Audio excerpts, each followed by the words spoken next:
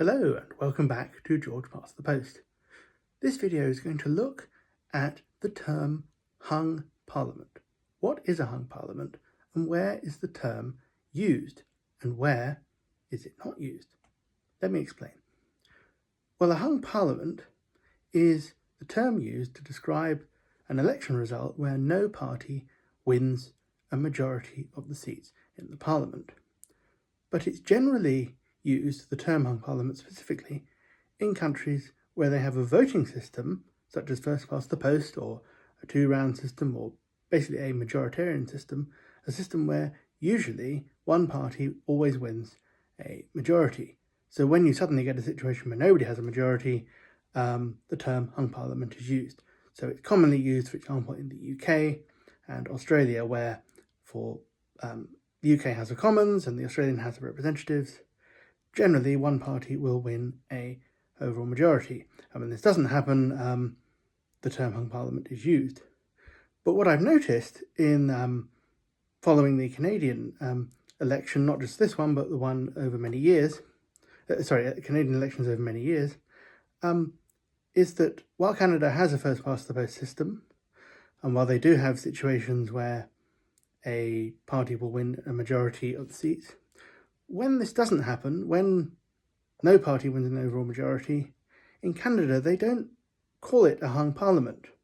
They refer to it as a minority government from the very beginning.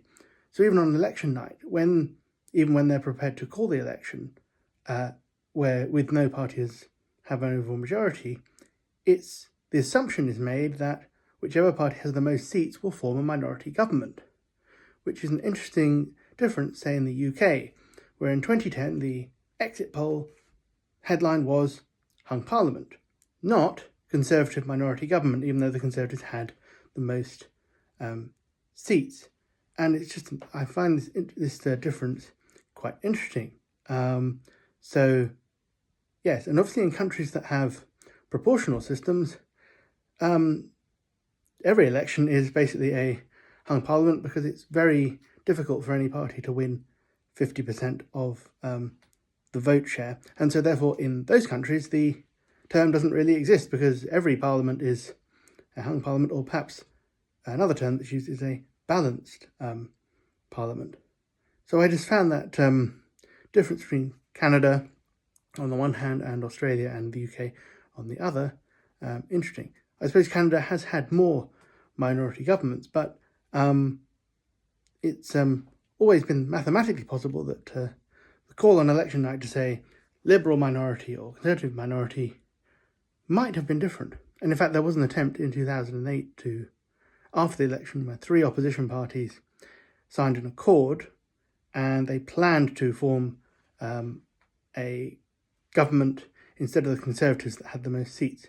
Now, that didn't happen in the end, but it would be interesting to see if the way elections were termed, as it were, so if the term hung parliament had been used in Canada rather than Conservative minority, would there have perhaps been less pushback to the idea that these three parties, who were second, third and fourth respectively, would form the government?